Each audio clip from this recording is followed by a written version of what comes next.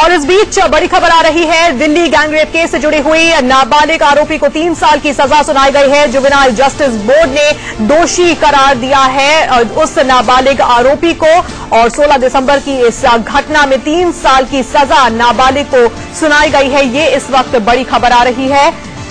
Juvenile justice board ने दोषी करार दे दिया है। निर्भया गैंगरेप मामले का ये वो नाबालिग आरोपी है जिसके ऊपर जुवेनाइल जस्टिस बोर्ड को आज फैसला सुनाना था। 3 साल की सजा सुनाई गई है इस मामले में। ये इस वक्त ताजा जानकारी आ रही है। जुवेनाइल जस्टिस बोर्ड जिसके फैसले का आज इंतजार किया जा रहा था, नाबालिग आरोपी को लेकर ये फैसला आना था और ये फैसला आ गया है। 3 साल की सजा इस नाबालिग आरोपी को सुनाई गई है। दिल्ली गैंगरेप केस को लेकर 16 दिसंबर को दिल्ली में गैंगरेप हुआ था और उस घटना को लेकर पूरे देश में रोष था और इस घटना के बाद आज जुवेनाइल जस्टिस बोर्ड का फैसला नाबालिग आरोपी को लेकर आना था और इस पर सबकी निगाहें टिकी हुई थी। दोषी करार दिया गया है और 3 साल की सजा सुनाई गई है इस नाबालिग आरोपी को, ऐसी इस वक्त जानकारी मिल रही है। पीड़ित के परिवार वालों ने फांसी की मांग की थी, लेकिन जुवेनाइल जस्टिस बोर्ड में मामला चलना था क्योंकि ये आरोपी नाबालिग था और इस वजह से जुवेनाइल जस्टिस बोर्ड ने अब ये फैसला सुना दिया है और 3 साल की सजा का ऐलान किया गया है।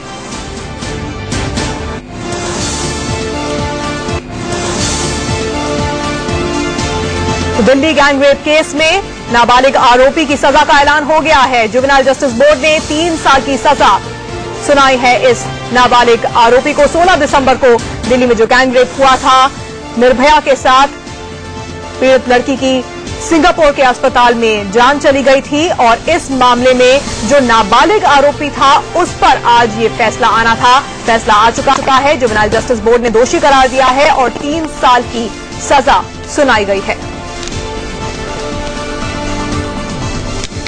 और इस खबर पर हमारी बड़ी कवरेज देखने के लिए सीधे चलते हैं मेरी सहयोगी आंचल आनंद के पास।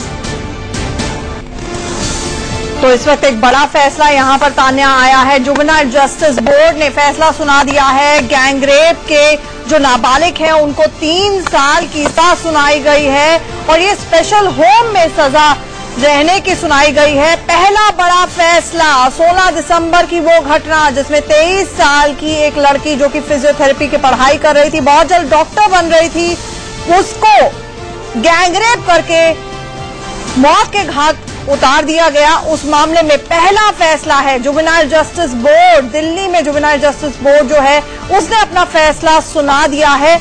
आपको बता दें कि फैसला ये है कि वो नाबालिग, हम उसका नाम नहीं ले सकते हैं क्योंकि वो शख्स नाबालिग है। जुवेनाइल जस्टिस एक्ट जो कि एक स्पेशल कानून है उसके तहत ये फैसला आया है।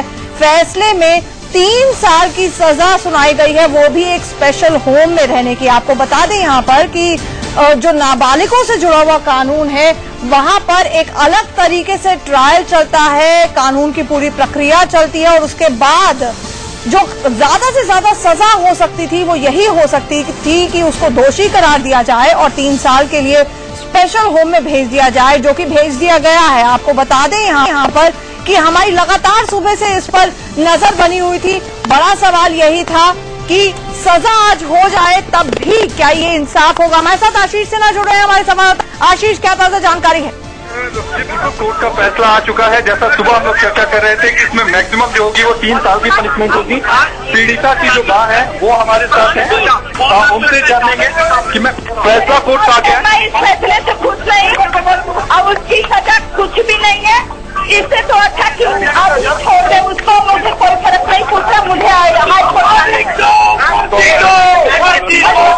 चाहिए 3 साल की सजा काफी कम है, ये 2 साल 4 नहीं रहेगा।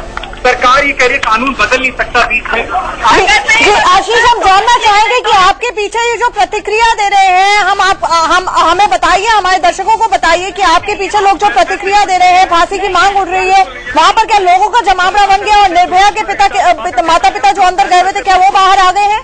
जी, बाहर बाहर आ गए हैं, उन्हीं की आवाज सुना रहा था अभी आपको, जिसमें उनका साफ तौर पे कहना है कि वो फैसले से खुश नहीं है। दोषी जरूर पाया है, सारे मामलों में जितने आरोप उस पर लगे थे सब में दोषी पाया गया है, लेकिन जो मैक्सिमम जो पनिशमेंट होती है जुवेनाइल जस्टिस एक्ट के तहत 3 साल की, वो उसको मिली है। उनका कहना है कि वो फैसले से खुश नहीं है। हालांकि इस बात को वो भी जानते हैं कि अगर कानून में संशोधन भी किया जाता है तो उसका फैसला इस मामले में अगर संशोधन भी किया जाता है तो जो नया कानून आएगा उसका फैसला इस मामले को प्रभावित नहीं करेगा। लिहाजा इस फैसले से वो बहुत ज्यादा दुखी है। और जैसे ही वो कोर्ट के बाहर आए, पीड़िता की मां और उनके जो पिताजी थे, दोनों की आंखों में आंसू थे। कहीं ना कहीं एक आक्रोश था और बाहर मुर्दाबाद के नारे लग रहे थे और बलात्कारियों को फांसी दो, ऐसे तमाम तरह के नारे लग रहे थे अभी बाहर। जी आशीष, एग्जैक्टली हम चाहेंगे कि क्या कहा उनकी माता ने बाहर निकलने के बाद। निर्भया की माता से जब आपने आगे माइक लगाया तो उनका क्या प्रतिक्रिया आई, पहला रिएक्शन क्या था?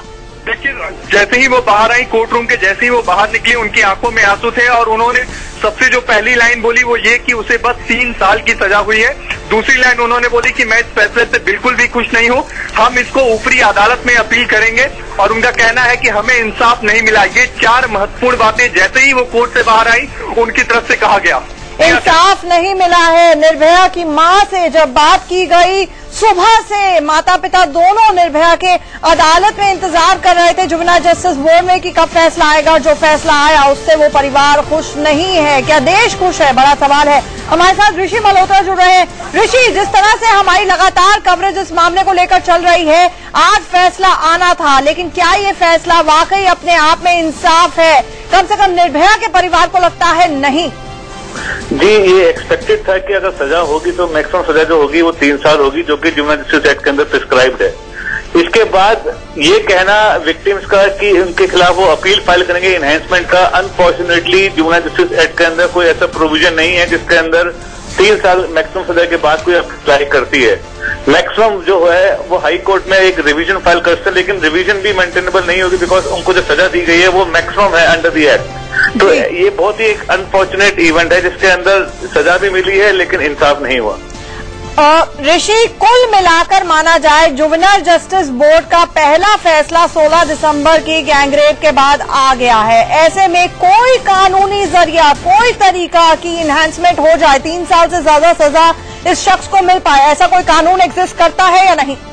जी, अनफॉर्चुनेटली नहीं एग्जिस्ट करता बिकॉज इनको जो कन्विक्शन हुई है वो जुवेनाइल जस्टिस एक्ट की धारा के अंदर हुई है और उसके अंदर मैक्सिमम सजा जो है 13 साल है और किसी भी प्रावधान के अगेंस्ट ये सजा बढ़ सकती नहीं है। एक ही तरीका है, अगर सुप्रीम कोर्ट, जिसमें सुब्रमण्यम स्वामी की पिटीशन जो पेंडिंग है उसमें सुप्रीम कोर्ट ये डिक्लेयर करता है कि ग्रीवियस और हीनस क्राइम्स के अंदर age is not the criteria, और उसमें सुप्रीम कोर्ट जो कि नॉर्मली करता नहीं है, रेट्रोस्पेक्टिवली अप्लाई करता है उस लॉ को, उस जरिए के हिसाब से कई बारी जजमेंट जो है, जो अभी जो जजमेंट है वो रिवर्स हो सकती है। जी, हमारे साथ जुड़ने के लिए ऋषि आपका शुक्रिया। हमारे साथ आशीष हमारे साथ जुड़े हुए हैं। आशीष, जानना चाहेंगे, अभी वहां पर निर्भया का परिवार आया हुआ था, लेकिन वो नाबालिग शख्स, क्या उसके परिवार का कोई भी शख्स आया था और क्या उसको बाहर ले जाया जा चुका है? पुलिस की वहां पर कस्टडी कैसी है?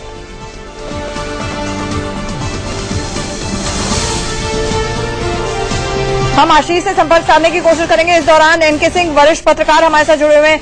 सिंह साहब, 23 साल की एक बच्ची के साथ बलात्कार होता है, उसका पूरा सुनहरा भविष्य उसके सामने मुंह भाई खड़ा हुआ था जिस वक्त ये घटना होती है, देश एकजुट होता है, आज फैसला आया, क्या ये वाकई आपको लगता है इंसाफ है?